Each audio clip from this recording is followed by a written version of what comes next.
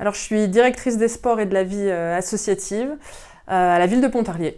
Et puis cette direction, elle a notamment en charge la gestion des installations sportives, des salles associatives, le partenariat avec les associations et l'organisation des animations sportives et de tout l'événementiel lié au sport et à la vie associative.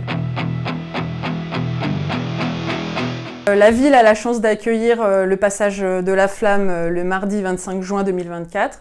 Donc moi je suis chargée de la coordination du passage de la flamme à Pontarlier et je fais le lien notamment avec le département du Doubs, qui est l'échelon territorial qui a été retenu par Paris 2024 pour contribuer à la définition du parcours, mais également aux actions qui vont être activées tout au long du parcours. Et donc j'ai notamment à gérer toute l'organisation des animations qui graviteront autour du relais. À l'accueil des publics aussi, je vais devoir veiller et puis je travaille en étroite collaboration avec la direction de la citoyenneté qui contribue à la sécurisation du parcours en coordination avec Paris 2024. Donc c'était tout naturellement que notre direction a été chargée de cet événement. Alors je dirais qu'avant tout pour moi ça représente la perpétuation d'une tradition. Les Jeux Olympiques modernes, donc ils prolongent la tradition des JO de l'Antiquité, qui remonte à environ 3000 ans en Grèce. Donc bien évidemment, ça représente l'excellence sportive. Les JO, voilà, c'est le plus grand événement sportif au monde qui réunit les meilleurs athlètes. C'est aussi des valeurs qui me sont chères. Donc au-delà de l'excellence, on vient de dire, il y a aussi le respect entre les peuples et puis l'amitié aussi qui est générée à travers ça. Et puis surtout, voilà, c'est l'unicité, la diversité.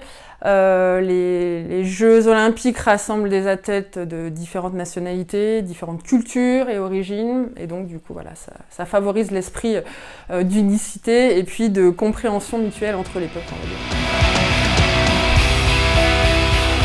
La valeur qui m'est la plus chère, je dirais, c'est l'unicité, comme on vient de le dire. Les Jeux, voilà, ça rassemble des athlètes du monde entier, ça transcende, je dirais, les barrières culturelles. Politique, linguistique, et ça symbolise l'unité, la paix entre les nations. Alors moi j'aurais envie de tout suivre. Après en tant qu'ancienne gymnaste, voilà, je garderai un œil on va dire sur les compétitions de gymnastique artistique.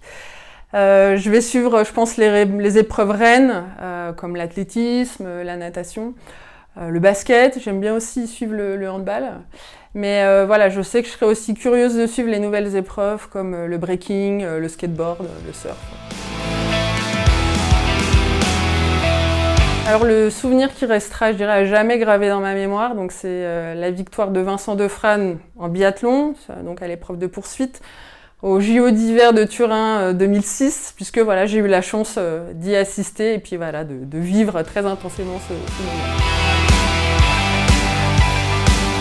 Alors j'ai pas de préférence, c'est vrai que j'attends toujours les jeux avec impatience, quels qu'ils soient. Après c'est vrai que chaque type de JO a ses caractéristiques uniques. Donc tous les deux contribuent à l'unicité, à la célébration du sport à l'échelle internationale.